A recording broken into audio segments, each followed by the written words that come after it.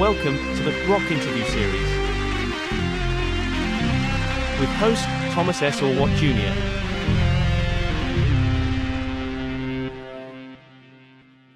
Welcome to episode number 57 of the Rock Interview Series. I'm Thomas Orwatt Jr. It is July 27th, 2022, and my guest for this feature is Riggs, the guitarist, singer, songwriter, and leader of the metal band Scum of the Earth. Scum of the Earth have just released a brand new hard-hitting single called Ziggurats of Mesopotamia. Riggs formed Scum of the Earth in 2003. Since then, the band has released 3 full-length records. Prior to Scum of the Earth, Riggs was the lead guitarist in the Rob Zombie Band from 1997 to 2003. During that time, he recorded 2 studio releases with Zombie, Hellbilly Deluxe, and A Sinister Urge. What follows is an exclusive interview with Riggs in which he talks about his future plans, his time in the Rob Zombie Band, and much, much more. Welcome to episode number 57 of the Rock Interview Series. We have a great special again for you today. We have Riggs, the guitar player, vocalist, songwriter of Scum of the Earth with us today. Riggs, how are you doing, man? We haven't heard from you in a while. Yeah, good. Yeah, I just been busy with life. Just put out a brand new single, Ziggurats of Mesopotamia. Yep. Tell me a little bit about that particular song. And, is this something that's going to be part of a full-length record coming up? I don't know. I have a lot of songs. I have enough songs for a whole album. And I don't know, just then it seems like more people are interested in just streaming music instead of buying music. So I don't know, just the people I work with, they don't want to, at least as of right now, don't want to do a whole album. And I don't even see where you can buy them at anymore, except digital.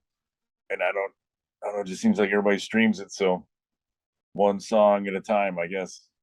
Yeah, it seems like you've been doing that the last couple releases. Since like 2017, you've been putting out singles every now and then. Yeah, I mean, I always intended on doing an album, but yeah, like I said, I mean, around here where I live, kind of a small town, you can't even buy CDs anymore. That's the way it's going, but it seems like, vinyl is making a comeback. A lot of the collectors like, buying songs pressed on vinyl. Have you ever thought of maybe, throwing it on vinyl, doing like a limited edition, like single or something like that? Yeah, I mean, I'm totally down for that. I guess just have to see how these do. Mm-hmm. And then maybe they'll do that, but I'd like to do that. Yeah. Yeah. Well, tell us a little bit about the single. Tell me about the writing the song and the whole process involved in that. Well, I was doing these Ancient Alien songs back in like, I don't know, 1992 or something, and back then people didn't get it, thought it's silly. They probably still think it's silly, but now more people are aware of that thanks to TV show Ancient Aliens. And just I found a bunch of lyrics, from way back, 30 years ago or whatever. And just started working them into the new music I was working on. So I have several songs about that subject. Wow, that's cool. So there's your record right there. Yeah. I mean, if I put out a whole album worth of songs, it would all be weird shit like that. Did you do all the whole thing, or did the other members of Scum of the Earth help out as well? Well, on Ziggurats and the Bigfoot that came out before this, I was working on some songs with this band, Gang of Souls, and I just kept working on it, and it just kind of turned into Scum of the Earth songs. But Gang of Souls released them also. There's this called The Miracle of Death. And it's the same lyrics, but the music's a little different. Do you have any plans on doing any touring with Scum of the Earth in the near future? Yeah, they're talking about it now, like in the end of October, and we'll see. Hopefully it'll happen. Yeah, I mean, it should happen. When was the last time you went on a proper tour? A proper tour? I don't know, I think it was like 10 years ago. And do you miss it? Yeah, but I just, like I said, I just got busy with life, taking care of my sick granny, and my son, and just regular everyday shit. Plus, you have a very successful tattoo shop, correct? Yeah, got it's the Monster Tattoo in Branson, and yeah, I ended up doing a lot of side stuff besides band stuff to pay the bills. Have you ever thought about putting out a custom line of guitars? I mean, you have some very unique guitars. I know the your signature guitar that you had out, Fernandez guitar that you had out when you were with Rob Zombie, was a very popular and a very high in demand guitar right now. A lot of collectors are always looking to get their hands on that particular model. Yeah, I mean, they're hard to find, and I smashed most of mine and threw them out in the crowd, gave them away, whatever. And then I got down to where I only had a few left, and then I was trying to buy them up. And yeah, they're just hard to find. You ever discussed maybe reissuing that, maybe even with a different company? Yeah, I was talking to somebody just that was an independent guitar maker, and I don't know, the pandemic thing started happening, and I just lost touch with him. Makes guitars and make a similar one to that. Yeah, what do you think made that guitar so unique? I mean, it didn't have any volume knobs on it, correct? Yeah, there was no volume or tone knob. There was no knobs, just a kill switch. So it was on or off, and then it had the big eye bolts instead of the guitar straps, and it was solid maple neck through body. One guitar where you had it filled with blood.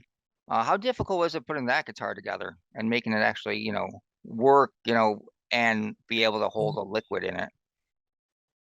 It's pretty rough.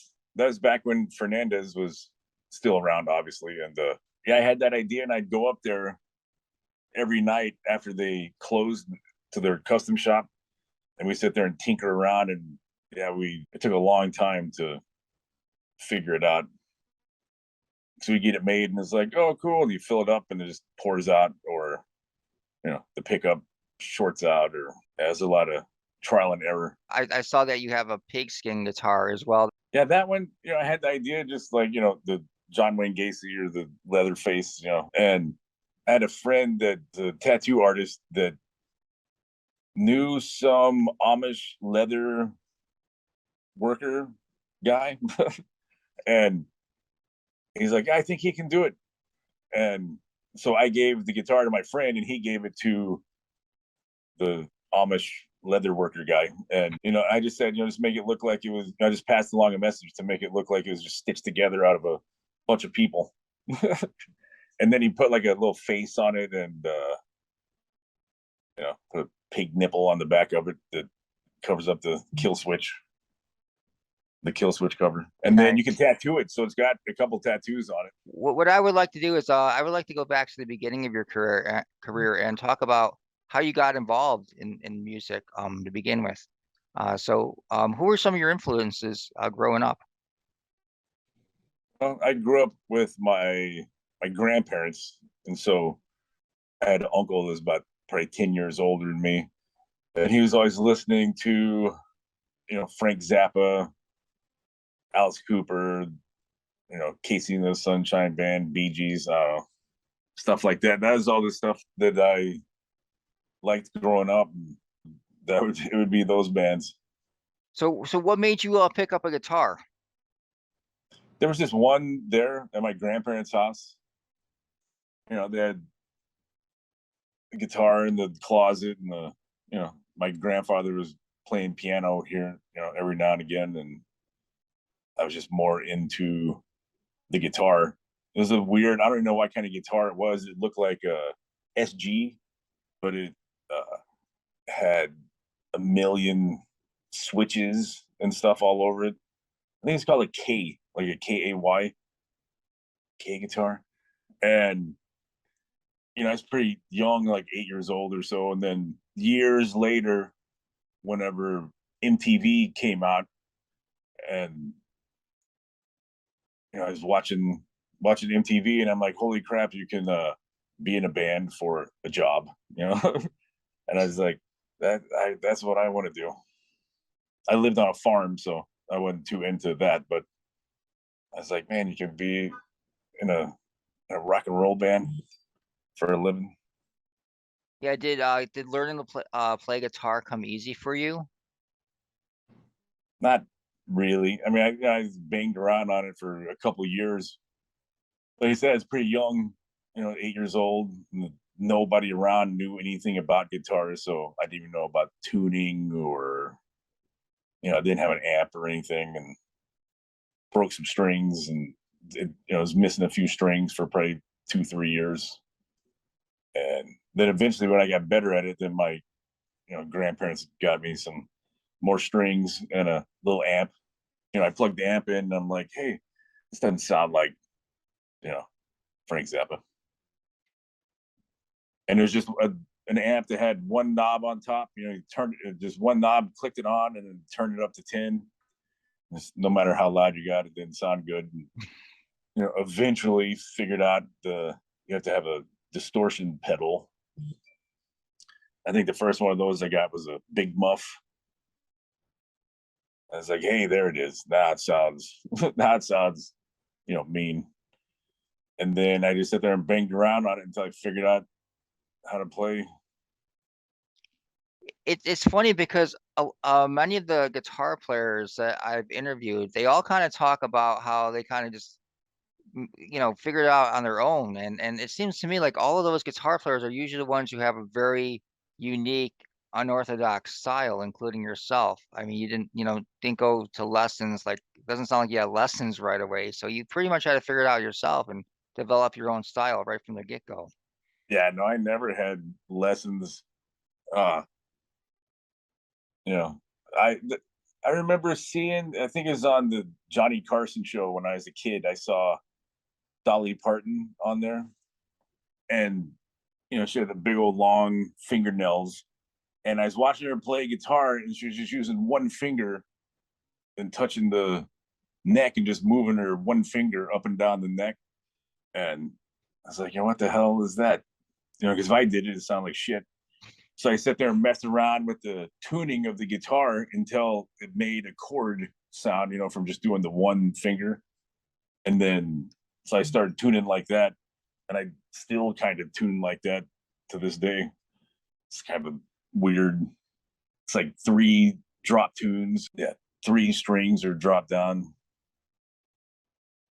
It's only 3 notes on the whole guitar. And so you can do it any way you want. So you could do like B, F sharp, B, F sharp, B, E, or you can change the B to whatever and just use that same template. How long did it take you, to put your first band together? Yeah, I never really had my own band. When I was, I don't know, probably 15, somewhere around there, I quit school and started working at a boat factory. And then I saved up my money for the whole year that I worked there. And I still lived with my grandparents. Then I had a few $1,000, and then just took off and ended up in Austin, Texas.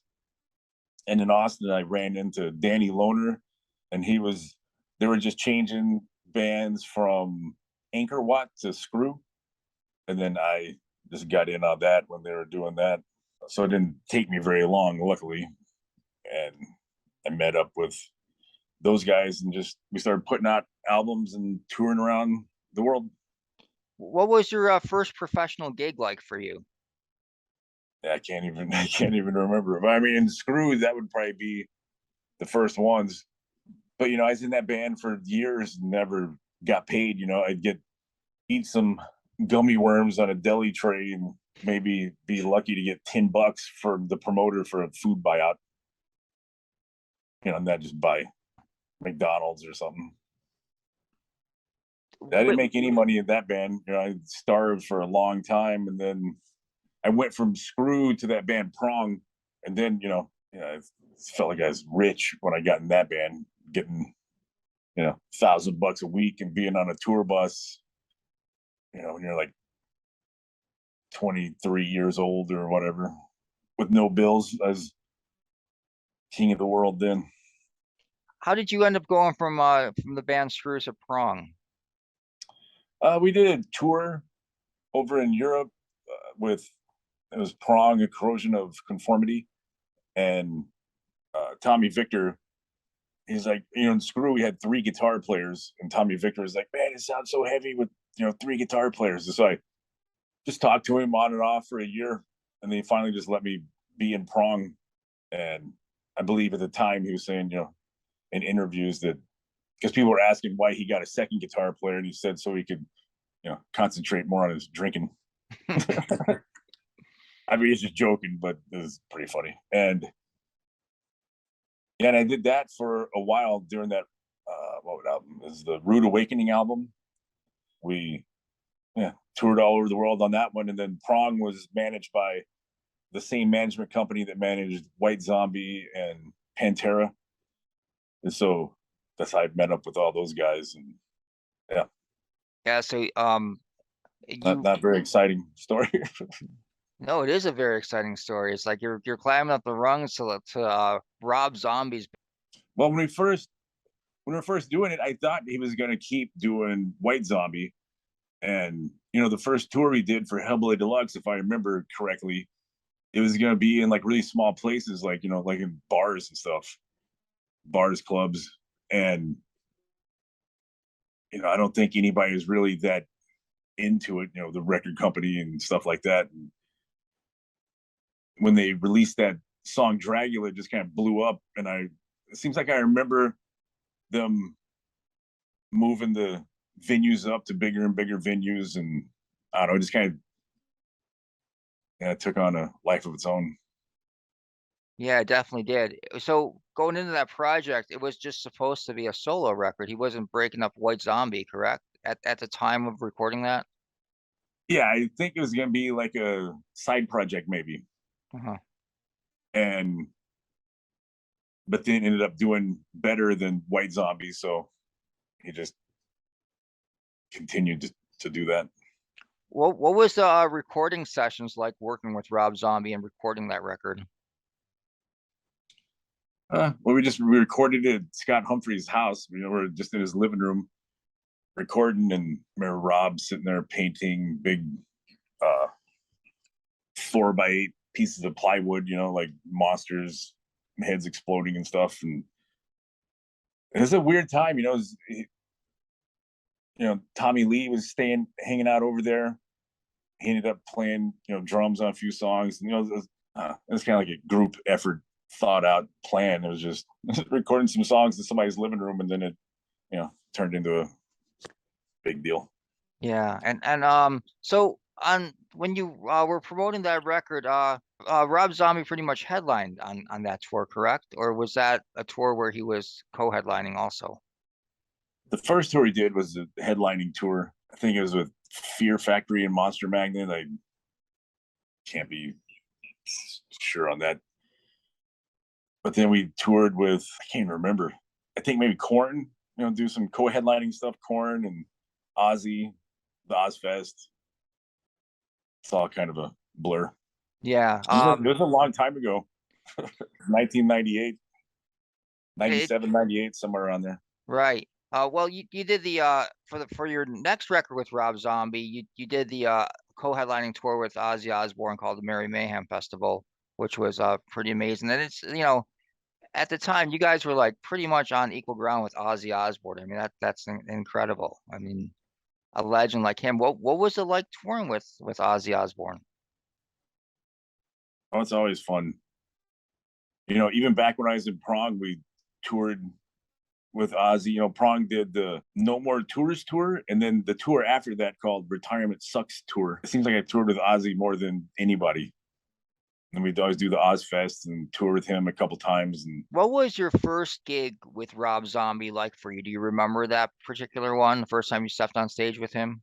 I mean, the thing I remember, the first time we got up on stage and jammed, it was like it was me and him, and we hopped up on stage with Powerman 5000 playing somewhere. I think it was the Whiskey A Go Go, and we played Thunder Kiss, but we ended up doing a bunch of like TV shows and stuff before we ever played live, and I can't remember where the first place we played was. But it's cool. But I mean, I'd already been playing, for several years before that, so better accommodations. Was it at times difficult performing with Rob Zombie? Because I mean, of all the theatrics going on stage, was that distracting at all to you? No, it's way better than just getting up there with guitars and playing.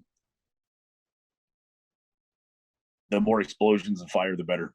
I mean, it's pretty nuts. It was all, the gunpowder, pyro and stuff. So, get done playing, go backstage, blow your nose, bunch of blood and black soot, come out every night. So it's pretty interesting. What was it like working with Rob Zombie, with him being your boss? It was good. It was fun. I mean,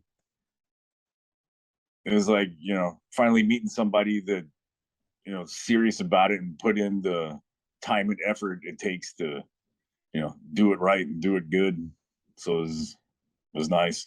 Not concerned with other stuff, just sit there and work on music, and yeah, it was fun. When Rob Zombie decided to take a break from music and start directing films, what was the process there? Did he, let you know that he was, going to work on movies, or did he just let the band go, or what happened at that point? Yeah, he just said he wanted to get into the, making movies, and didn't want to wait till he's an old man to try to break into the movie business. And he's like, you just go do your own shit. I'm going to do this. And that was it. It's simple. No big drama. Was that devastating to you at the time? It wasn't the greatest. I really like doing that. And I mean, it wasn't devastating. I just moved on to something else, Yeah, you released your first Scum of the Earth record in 2003, so it didn't take that much time. I always wondered, was there any of the Scum of the Earth songs that you have for that record? Were any of those possibly going to be Rob Zombie songs that you ended up using for Scum of the Earth? I mean, no songs. I just, when what I would do before then is I would just record, back when they had the blank CDs, I would record guitar riffs and fill up CDs with guitar riffs and send them out to LA. I lived in Arkansas, and I'd send them out and let him listen to them and stuff. So there was never any like whole songs written or anything. So I did have lots of riffs that, he may have wanted to use or may not have. It's hard to say. So that's how it worked with him. So you sent some riffs, and he would decide what he wanted to use back for the 2 Rob Zombie records you made with him. Well, on the Sinister Urge, that's how I do it. On Hellbilly Deluxe, I was out there for about 4 months in the studio, just cranking out guitar riffs in the studio, just working on a piece at a time. There'd be a drum beat, a drum loop, a vocal idea, something, and I would just play some guitar over the top of it until somebody was like, yep, that's it, next. Just move on to the next part, or a different part for a different song, or it was just pretty random, laid back. What was it like for you to take on the role of being the band leader of Scum of the Earth after you left Rob Zombie? I didn't like it. I mean, I more like just playing guitar, not too fond of being the singer or leader of anything. I just like to kind of keep to myself, do some guitar riffs, and go on tour. Be my ideal situation. Were there any offers from any other artists after you left Rob Zombie to join up with their band? Oh yeah, tons. Like everybody, but I just wasn't into it. Plus I just had other stuff going on, just like real life stuff, like I said, with my son and my grandparents, and people getting sick and dying and blah blah blah, that normal shit. And so I just was busy with that, and didn't have the time really to go full time with somebody else. And I just, I don't really like, most of the offers I had were from bands I didn't really like that much, anyways. It's like good money and stuff, but I just wasn't into it. So I just did my own thing. I'm assuming that they're all pretty heavy bands, right? It wasn't anything like Train or anything like that, right? Nah, there's stuff like, I can't remember. They're all like, like pop bands and stuff. It's pretty strange. And Wow. there were some heavy bands, but mainly just pop bands that I wasn't that into. I just can't do it if I'm not into it. I just rather not do anything. Right. For that first Scum of the Earth record, you guys did tour? I kind of remember you played in the Buffalo area at the time. Was that a tour mainly headlining shows also, or did you hook up with any other majors with that first tour? Yeah, no, I mean, most of the tours we did were just headlining tours, but I mean, they're just in clubs and stuff. And uh, I mean, we toured a lot for that first and second Scum of the Earth album, and that's when stuff started getting pretty hectic in, you know, the real world of my life. So I had to focus more on that. At this point, if like a like an Alice Cooper or somebody like that approached you, would you be interested in taking a gig like that? Maybe, I don't know. Yeah, somebody asked me that question the other day about Marilyn Manson, and I was like, yeah, I'd go do Marilyn Manson. I like all this stuff. It seems fun, interesting. Uh, you also did a or in like I think like 4 years ago, you did a theme video for the Monsters theme. That's a pretty cool video, and I like your interpretation of that song. What made you decide to do that? Uh, I just always liked it, and then I did it. Man, I can't remember when I did that. I did it like, I don't think it was somewhere around 2012, because the guy that did the programming for that Devil Made Me Do It album did the programming for that Monsters theme song. But I could never release it. I could never get permission to use the samples of all their voices and stuff. And then eventually I just put it on YouTube as, streaming only kind of thing, so the powers that be wouldn't freak out. And I saw there's like 5,000 different Munster theme songs on YouTube already, of people playing it in every conceivable doodad you've ever heard of, and pots and pans. But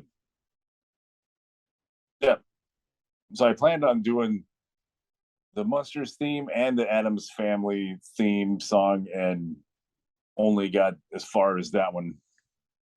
And then that guy that's doing the programming, he just got busy doing something else and moved away, and blah blah blah. I kind of lost touch with him. How do you feel about Rob Zombie directing the upcoming Monster movie? Do you think that's going to be pretty cool?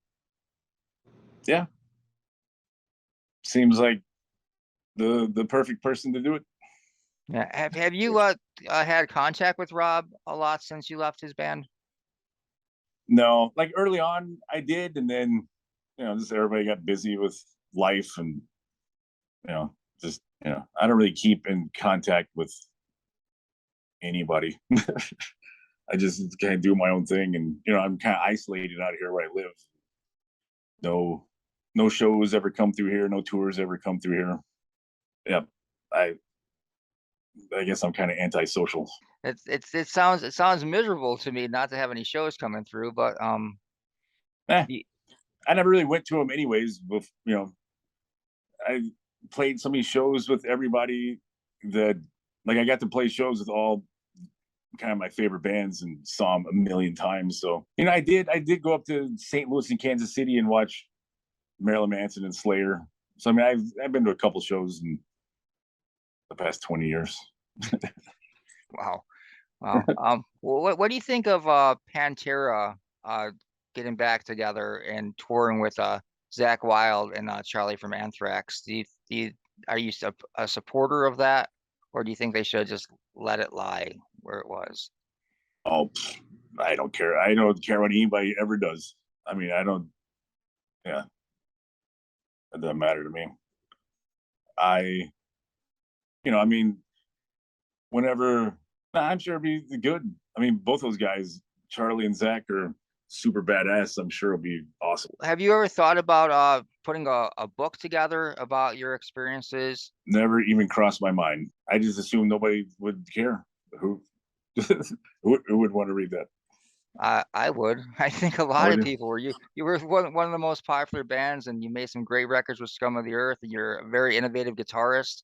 And I'm sure you probably dealt with a lot of really cool things over your career that, that people would like to read about. Well, if anybody wants to know, they can just ask me. I'll tell them. Okay, good enough. So I want to thank you very much for your time, Briggs, for this interview. Why don't we leave by letting fans know how they can contact you and how they can purchase merchandise from you? Yeah, I mean, the best way would be just through the Scum of the Earth Facebook page. I'm trying to, do more with that. Like I said, I'm like pretty busy in the real world and not the internet world, but I'll try my best to update on the social media. And then for merchandise, they can come to my tattoo shop in Branson. We got tons of it in there. Or they can go to scumoftheearth.com, and that's just a merch store. All right, it sounds good. Well, thank you very much for your time, and hopefully you'll hit the road soon, and we'll see you out on tour. Yeah, hopefully this October. I mean, that's what they're working on. We'll see what happens.